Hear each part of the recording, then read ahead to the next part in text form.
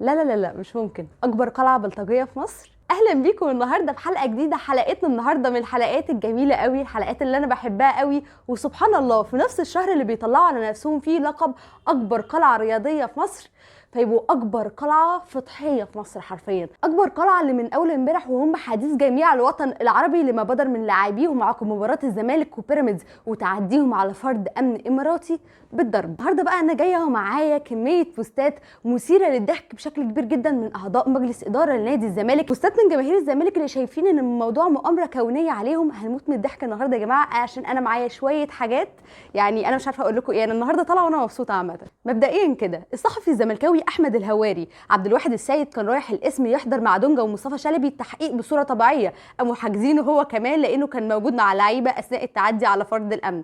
عارفين الكوميك بتاع جمال عبد الناصر اللي هو والله اللهم لا شماتة، انا مش شمتان ابدا، بس لما يبقى في نادي بيقول على نفسه اكبر قلعه رياضيه في مصر ويظهر ان هو اكبر قلعه ضحك في مصر، فانا مبسوطه جدا ان الحقيقه بتظهر قدام عينيهم. طبعا هو مش محتاجه اقول لكم ان تم احاله دونجا ومصطفى شلبي وعبد الواحد السيد للمحاكمه غدا في الامارات بتهمه التعدي على فرد امن اماراتي. طبعا هو اول ما طلع الموضوع قالوا لك ايه، كان لابس احمر وبيستفز اللعيبه والجمهور. انا ما كنتش اعرف ان الاحمر بيضايق قوي كده، يعني هو الاحمر موصل للاستفزاز للدرجه دي؟ ما بيقول لك ما هو ده استفزاز للاعبين. مبدئيا فرد الامن كان لابس تي شيرت منتخب الامارات عليه لوجو منتخب الامارات وده تيشيرت المنتخب ده مبدئيا. ثانيا لو بتتكلم على الاستفزاز فهو ما فيش استفزاز ممكن يحصل للاعبين زي ما حصل من سنتين في ماتش النهائي دوري ابطال افريقيا ما بين الاهلي والوداد، لما مشجع زملكاوي يروح من المانيا يدفع تذكره ويروح على المغرب عشان يقف بعلم الزمالك قدام اللاعبين.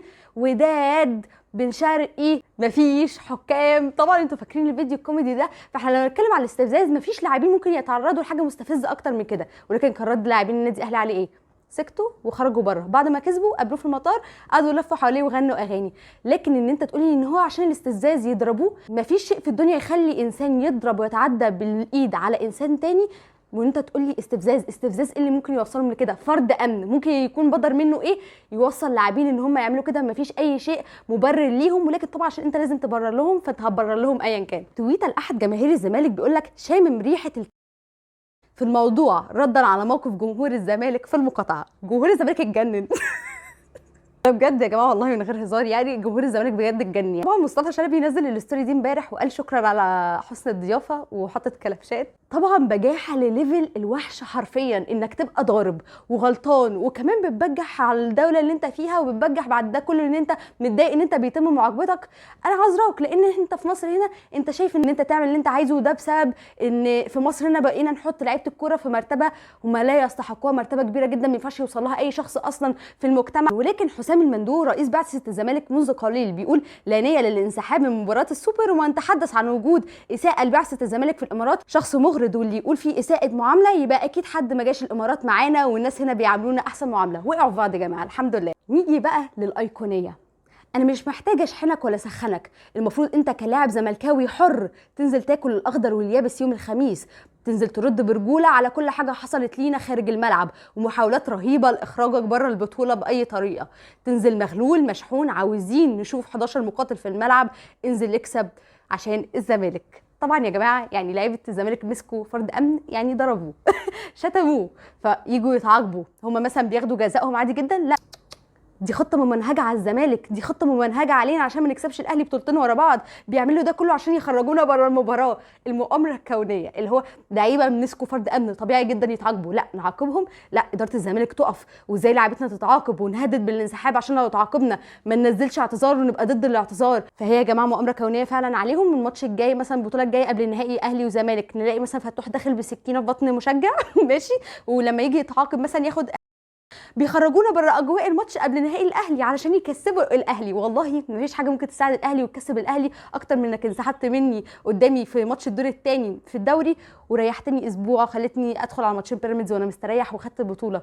مفيش حاجه تريحني اكتر من انك تنسحب قدامي في بطوله السوبر المصري وانا اكسبها قدام بيراميدز. مفيش حاجه ممكن تريحني اكتر من اللي انت بتعمله عامه. ولكن نيجي مع بوست جميل جدا من كابتن جمال عبد الحميد بيقول لك هؤلاء النجوم سعداء بمكسب فريق محترم بحجم بيراميدز وبيحتفلوا مع جماهيرهم، مش ممكن يشتبكوا مع احد الا لو كان الاستفزاز وصل لدرجه يخرجهم عن شعورهم. ابحثوا عن اللي خرجهم عن شعورهم لانهم بيعشقوا الزمالك والدفاع عن ناديهم مش جريمه.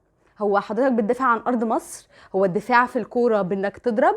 بجانب حته ان هو بيقول لك استفزهم فهم ضربوه، طبعا هم شايفين ان حد لو استفز حد يقوم يضربه. ده بعيدا ان انت في كل فيديوهات ما تشوفش فرد الامن ده طلع منه اي استفزاز تجاه لاعبين نادي الزمالك او اي اداري لنادي الزمالك. الراجل في الفيديوهات كلها واقف ما بيعملش اي حاجه. لكن نيجي لتويت الكابتن احمد الخضري بيقول لك ازمه اورطه الزمالك ما ينفعش تتحول لاهلي وزمالك، ما ينفعش فيها الاستظراف وخفه الدم والسخافه والسخريه، الموضوع اكبر واخطر من الهيافه.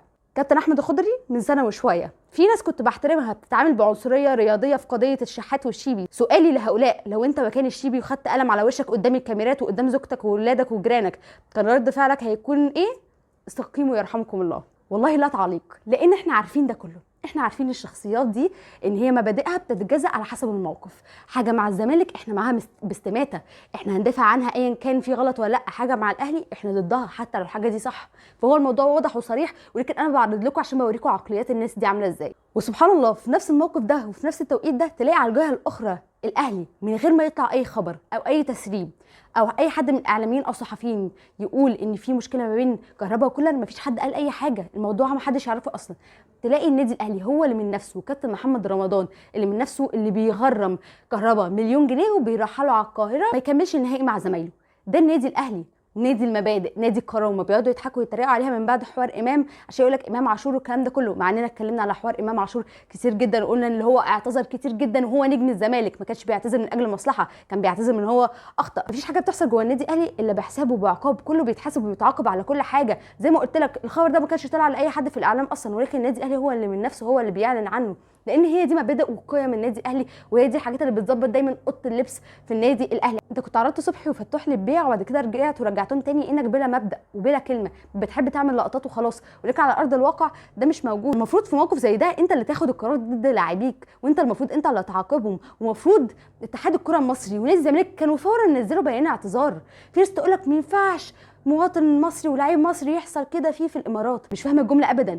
اي شخص يخطئ يعاقب ايا كان فين وايا كان مين، ملهاش علاقه بالجنسيه، العقاب مش على الجنسيه، العقاب بيبقى على قد الفعل اللي انت عملته. ولكن كامل الثقه في لاعبين النادي الاهلي. المباراه اللي فاتت احنا انتقدناهم انتقاد لاذع على انهم كانوا يستحقوا ده، ولكن نتمنى في مباراه الخميس ايا كان السكواد اللي هيلعب ايه، ايا كان خطتك ايه، انت المفروض كلاعب تبقى نازل بتلعب برجوله ان شاء الله ايا كان. مع ان بقول لك الاداء مش يؤهل ابدا ان النادي الاهلي يفوز، ولكن على الجهه الاخرى الزمالك مش بالمستوى الفني الرائع او العالي جدا اللي يخليك تخاف منه. لا، انت لو نزلت قدرت تركز في ال90 دقيقه وتفوز بالمباراه ان شاء الله البطوله تبقى في دولاب بطولات النادي الاهلي. وشوف الكومنت يعني مضحك جدا من المشجع الزمالكاوي بيقول يعني انتوا لو خدتوا سوبر مصري هيقارن بسوبر افريقي؟ طب وانت خدت السوبر افريقيا هيقارن بدوري ابطال افريقيا؟ والله سهله جدا يا جماعه، سهله يعني سهله وسلسه. يعني بطوله نهائي القرن طبعا ما بين الاهلي والزمالك، نهائي القضيه بقى رد على كل حاجه. اللي هو هتتكلم الرد ده والله عندي الرد ده اللي هو خلصت. السوبر المصري طبعا مش بقيمه السوبر الافريقي، لكن هل السوبر الافريقي بقيمه دوري ابطال افريقيا؟ لا، فخلاص هي انتهت. النادي الاهلي هو رقم واحد، دي قاعده منتهيه. ولكن ان شاء الله الفوز للنادي الاهلي. وفي نهايه حلقتنا اتمنى الحلقه النهارده تكون عجبتكم. ما تنسوش اخواتنا في نهايه الحلقه، اخواتنا في فلسطين من دعائكم، هما واخواتنا في لبنان وفي السودان. كانت معكم طه النجار، مع السلامه.